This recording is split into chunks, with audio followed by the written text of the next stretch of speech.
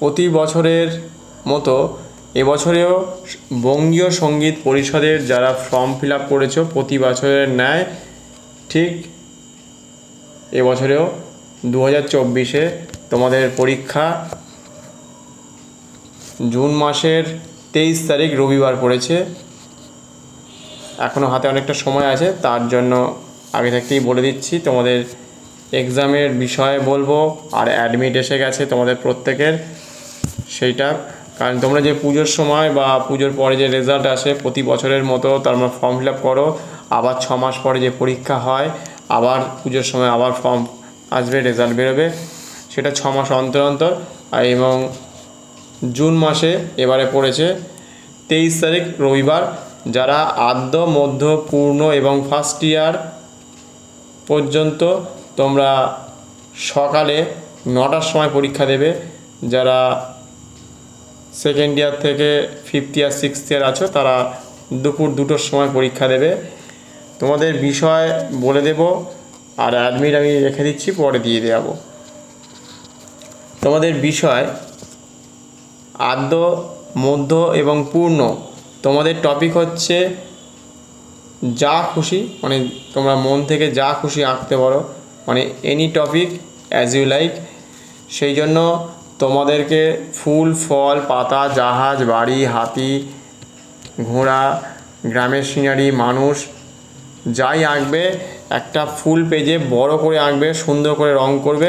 তোমরা প্রত্যেকেই যারা যারা পরীক্ষা দিচ্ছ সবাই ছোটরা মোম পেন্সিল, মোম রং ব্যবহার করবে এবং সঙ্গে রাবার, বোর্ড, পেন্সিল সব আনতে হবে। শুধু কাগজটা দিয়ে দেবে এক্সাম থেকে, এক্সাম হলে তোমরা কাগজটা পেয়ে যাবে প্রত্যেকেই।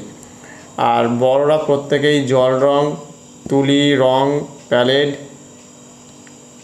জল এবং সঙ্গে কাপড় নিয়ে আসবে, বোর্ড নিয়ে আসবে, আর বাড়িতে এখন প্র্যাকটিস করবে। আদ্য মধ্য এবং পূর্ণ তোমাদের হচ্ছে topic any topic as you like, যা খুশি তাই করতে পারো, বড় করে করবে। একটা ফুল পেজে যেন এইটুকুনি ছোট কোনো পাখি বা ফুল করবে না, যাই করবে একটু বড় করে, হাতি করলেও বড় করে করবে, সিনারি করলেও বড় করে করবে, মানুষ করলেও বড় করে, সিনারিটা করলে নাম্বারটা একটু বেশি পাবে। সেই জন্য তোমাদেরকে বলে দিচ্ছি যে বড় করে করে সুন্দর করে রং করে আউটলাইন দেবে সুন্দর করে, যাতে পরিষ্কার বোঝা যায়, স্যাট দিয়ে করবে, প্র্যাকটিস করবে। তোমাদের এখনও হাতে অনেকটা সময় আছে। এবং ফার্স্ট ইয়ার যারা দেবে তাদের হচ্ছে any composition with a human figure, যে কোনো সিনারি তোমরা আঁকতে পারো। বর্ষাকাল, শীতকাল, পলিউশন, শহর, গ্রাম, যা খুশি আঁকতে পারো। পাহাড়ের ওপর কোনো বা জাহাজের ওপরে যা খুশি তোমরা যে কোনো একটা কম্পোজিশন তোমরা তৈরি করবে, ভালো একটা কম্পোজিশন তৈরি করবে। সেটা করে তাতে হিউম্যান ফিগার, মানুষের ছবি অন্তত থাকা চাই, বড় করে করবে যাতে চোখ মুখগুলো স্পষ্ট দেখা যায়। ছোট ছোট কোনো মানুষ করার চেষ্টা করলে দূরেরগুলো ছোট করতে পারো, কাছেগুলো অবশ্যই বড় করবে, স্পষ্ট রং করবে। তারা জল রঙও ব্যবহার করতে পারো, প্যাস্টেল রঙও ব্যবহার করতে পারো। বাড়িতে বেশি করে প্র্যাকটিস করবে, তাহলেই হয়ে যাবে। খুব ভালো করে রঙটা করবে তাহলে, এবং তোমরা যে কোনো খুশি তোমরা ছবি আঁকতে পারো, সেটা যেন কম্পোজিশনটা সুন্দর হয়। একটা গ্রামের সিনারি তোমরা করতে পারো, পলিউশনের উপর করতে পারো। এখন যে ধরনের অনেক ধরনের কাজ হচ্ছে সেই ধরনের ছবিগুলো দেখে প্র্যাকটিস করো। এবং সেকেন্ড ইয়ার যারা তাদের বিষয় হচ্ছে কাইট ফ্লাইং অথবা আইসক্রিমওয়ালা, তারা ওয়াটার কালারে করতেই হবে, এটা একদম মাস্ট। ঘুড়ি ওড়াচ্ছে অথবা আইসক্রিম বিক্রি করছে গ্রামে, শহরে, পাড়ার মধ্যে অনেক ছেলে মেয়ে জড়ো হয়েছে, তার সাথে সেটা তোমার স্কুলেও হতে পারে, রাস্তাঘাটে, যেখানে খুশি, কলকাতা শহরে, গ্রামে, যেখানে খুশি করতে পারো। অথবা ঘুড়ি ওড়াচ্ছে, সেখানেও তোমাকে 3-4 জন ফিগার করতে হবে। সঙ্গে হয়তো একটা স্পোর্টস কুকুর থাকতে পারে, গ্রামে যদি ওরা এসে গরু টুরু করতে পারো, ছাগল করতে পারো, সেখানেও ঘুড়ি ওড়াচ্ছে। ফিগার যত বেশি থাকবে, বড় সাইজের একটু থাকবে, স্পষ্ট থাকবে, ফিগারের শ্যাডো ভালো যেন হয়, তাহলে নাম্বারটা বেশি করে পাবে।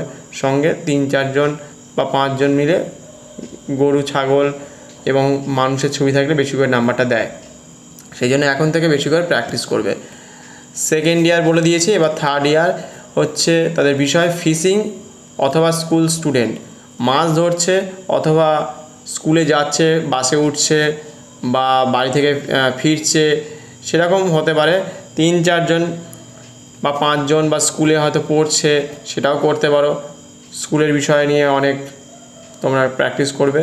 মাছ ধরাতেও 3-4 জন বা 5 জন থাকতে পারে, সেখানে দেখবেন অনেক সময় কুকুর নিয়ে যায়, কেউ বিড়াল নিয়ে যায়, যার যেটা আছে সেগুলো নিয়ে তার পাশে বসিয়ে রাখে, সেসব নিয়ে তোমরা ছবি আঁকতে পারো।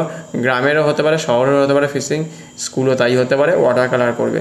4th ইয়ার হচ্ছে tea stall or any game, চায়ের দোকান গ্রামে শহরে যেখানে খুশি, পার্কের পাশেও করতে পারো, অথবা যে কোনো ফুটবল, ক্রিকেট, রাগবি যা আছে যেটা মনে হয় তোমাদের কাছে সেই ধরনের গেম তোমাদের ছবি আঁকতে হবে। সঙ্গে কিন্তু ফিগার অবশ্যই থাকতে হবে, স্পষ্ট হতে হবে, বড় করে ছবি আঁকবে পেজের মধ্যে, যাতে শ্যাডোগুলো যেন স্পষ্ট হয়। যেমন চুলের তলে যেমন শ্যাডো পড়েছে আমার বা গলার তলায় শ্যাডো পড়েছে, সেগুলো তোমাকে করতে হবে। এবার হচ্ছে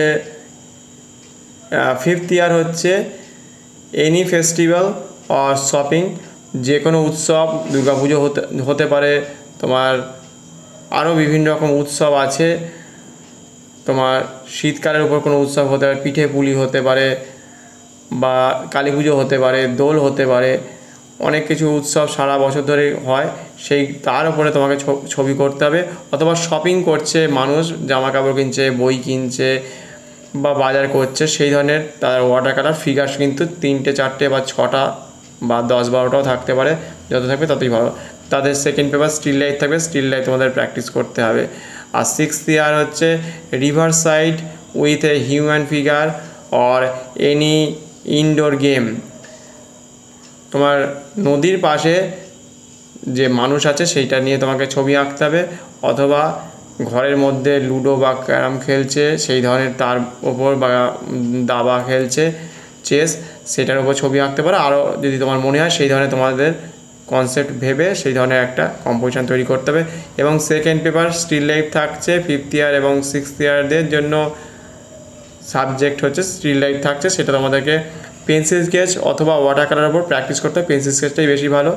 অতএব বলে দিলাম প্রত্যেকেই। এবার আমার কাছে যাদের অ্যাডমিট এসে গেছে তাদের নামটা প্রথম থেকেই বলে দিই। আদ্য আছে সায়নী কর্মকার, এবং আর একজন আদ্য আছে নাজরিত পারভিন।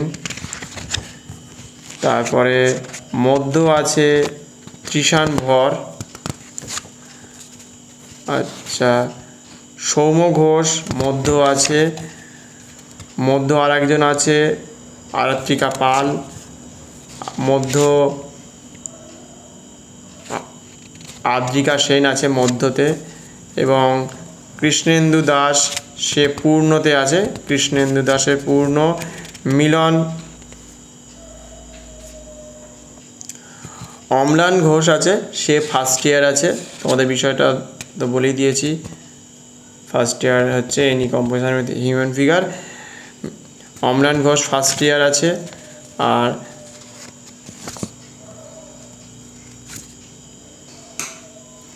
সোহম গোলদার 2nd ইয়ার, এবং নুসরাত পারভিন 3rd ইয়ার।